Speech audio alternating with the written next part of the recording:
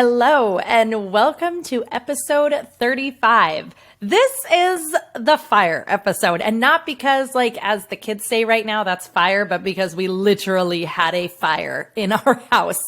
And so my hope for this episode is, we talk all about balancing busy, and the hardest time to balance the busy is when everything gets turned upside down. And everything has been turned upside down for us. And so I want to just talk with that. I want to be real and honest and tell you how I'm doing and what I'm trying to do to keep that balance and just share with you. And hopefully it can help you for the next time things go upside down, or if you happen to be in that right now. Okay, so 3 weeks ago, we had a house fire. I share a lot about that on my Instagram. I have a whole stories dedicated to kind of sharing that experience. So I'm going to leave that mostly out. But essentially, we had a house fire. Started in our son's room. It was a lithium ion battery that malfunctioned, either that or the charging dock. Something malfunctioned, went wrong, and created an explosion and a fire. Because of that, we cannot live in our home. We've been out of it for 3 weeks, and the timeline just keeps extending. So it all happened on a Friday night. Saturday, the next day, we're told, oh yeah, you definitely can't be in your home for at least 2 weeks. By the end of that conversation, it was 1 month. By the following Monday, it was 2 months. And this last week, it turned to 6 months, and it could keep going. So this is going to be a very long process. So what is happening right now? Well, the very first thing was we had to figure out where we were going to live. The very first night we booked a hotel, and we were at a hotel for the first several days. But obviously that was not going to work when you have kids who have school and everybody has things, and you can't, 5 people trying to live real life out of a 2-bed hotel room just does not work. So through an incredible tender mercy, we were able to find a house that we can rent that is in our own neighborhood, which is so incredible. By the way, I'm going to pause for a second because if you're watching this on YouTube, you notice I am in a full coat. I will explain what this is about. But basically, my office was the furthest room from the fire. So I am still coming here and working because this just makes the most sense. And there isn't enough space really for me to be able to have my own designated work area where we are currently living, but all of our heat is turned off. And so I bundle up in a coat. I have a heating blanket wrapped around my legs. I have a space heater that I actually turned off just to record this so that, because my fingertips were getting so cold trying to type and work. So, it's a lot of crazy. It's a lot of crazy right now. And that's just going to be this season. And this season it's going to be a while. So the very first thing that had to be figured out was, okay, where are we going to live? I need to know I have somewhere for us to be a little more permanent. And we were able to find a house in our own neighborhood, which was just so incredible. They are snowbirds, so they are in Arizona right now and will be coming back in April. So that gives us at least these 2 months to know where we are, and then something will work out and we'll get figured out for what's next. I will not lie to you. I am nervous. I am concerned and oh my gosh, where are we going to be? What's going to happen? But I'm trying to just trust. We have a 100% track record that things work out even when I'm sure they won't. And I'm trying to trust that. So we're in this space where everything is upside down.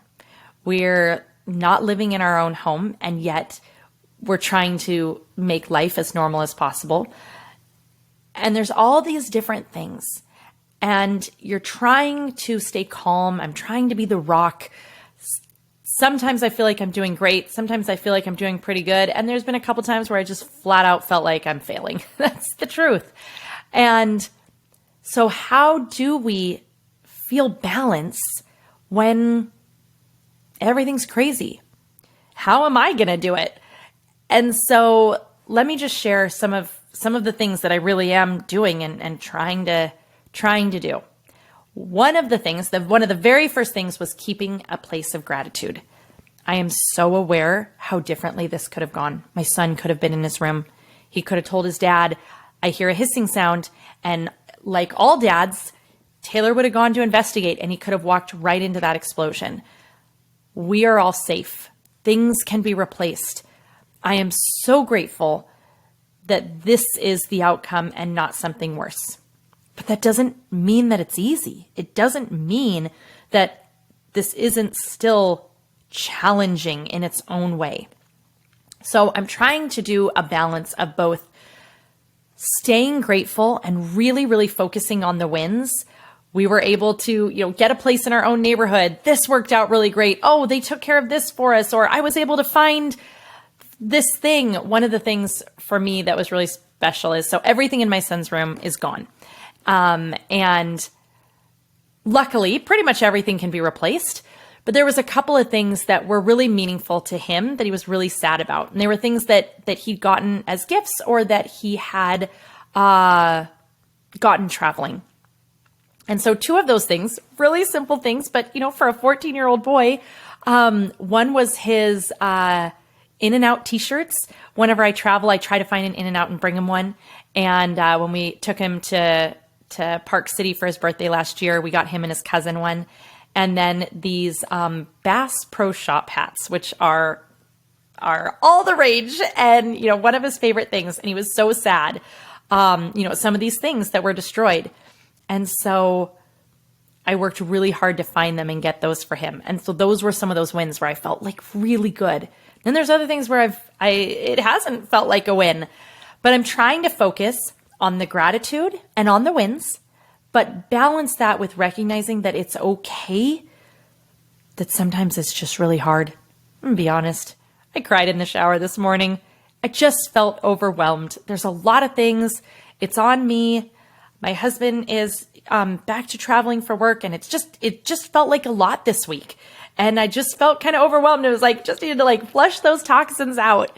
So it's this balance of trying to stay really grateful and recognize the wins and the good that is happening. And there is so much. It definitely outweighs. But I'm also trying to be careful. I have kind of a bad habit of not giving myself,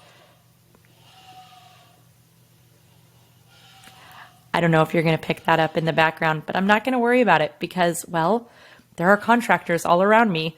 And they're trying to remove everything is being removed out of our house. Every single thing. It's literally like they're moving us out so that they can do all the repairs and then it'll all get moved back in. So there might be background noise and we're going to go with it because this is the reality of my life right now.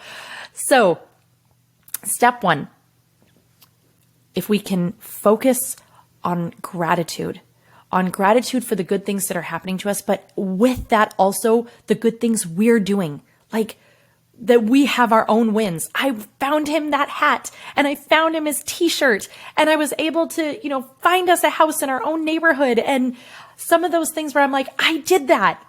That was awesome. But also understand that there's moments where it's just going to feel really hard. And I'm trying to honor and respect that too and not make myself feel bad about it. Like I don't deserve to, let it get to me sometimes. So that's the first thing. The second thing is, what can we solve?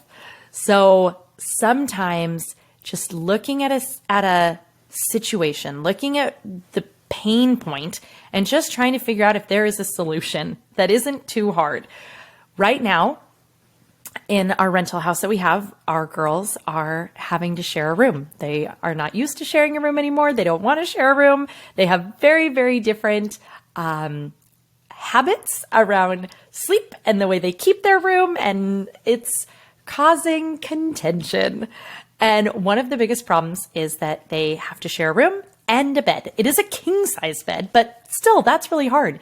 So I have one who steals the blankets and wraps herself up like a little burrito, and the other one wakes up freezing. And then I have the other one who cannot stand to be touched. And so if she in any way is accidentally touched in her sleep, she, in her sleep, kicks you or elbows you. And so neither of them are getting to sleep well and making both of them a little more grouchy and less pleasant. So looking at this, it's like, okay, is there a solution? Like, can we just solve this?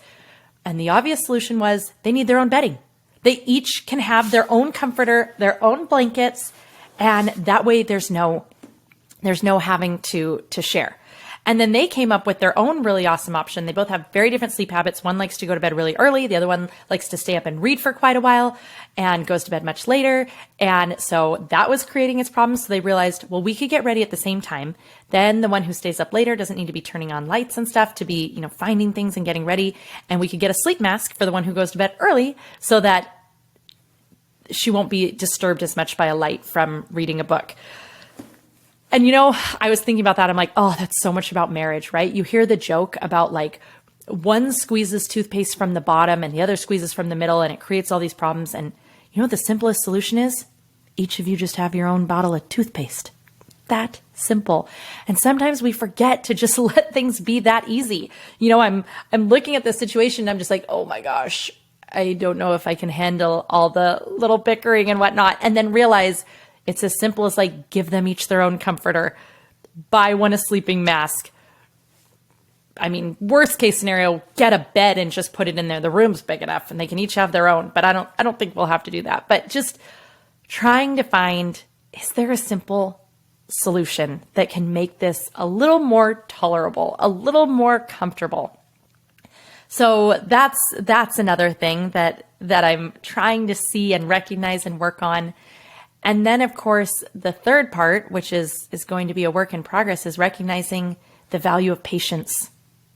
We live in this world where we're so used to everything being accessible all the time. I mean, Amazon Prime, I tell you, my Prime has been a lot slower lately. And I am like, what is happening? Why is this not 2 days? We just live in a world where we're so used to everything being instant. And I don't know if that's always so good. We used to have to wait for things. And I say that like as if my generation really had to wait that much. I didn't, but generations behind me did, right? They had to wait for a lot more than we do today. And I don't know, maybe that's not serving us so well, because what I'm realizing in this situation is it is going to be a patience game. Here's the thing. The entire country is going through insane weather things. That means all the insurance companies are majorly backed up because there's a lot of people with problems in their homes. My particular city, we had a crazy weather thing happen in December. Our contractors told us they got 125 jobs in 1 week. That means they're behind. That means this is all going to take a really long time. And part of me feels like that's really hard because this is my oldest senior year. And I've been having a hard enough time with that. And now I'm realizing she's not even going to live in our home her senior year. Like, we will be going from house to house, and I could get stuck on that. And I have for a few moments, I won't lie. Or figure out how to make it a really fun adventure. And that's what I'm going to try to do. Keeping balance when everything is going well is hard on its own.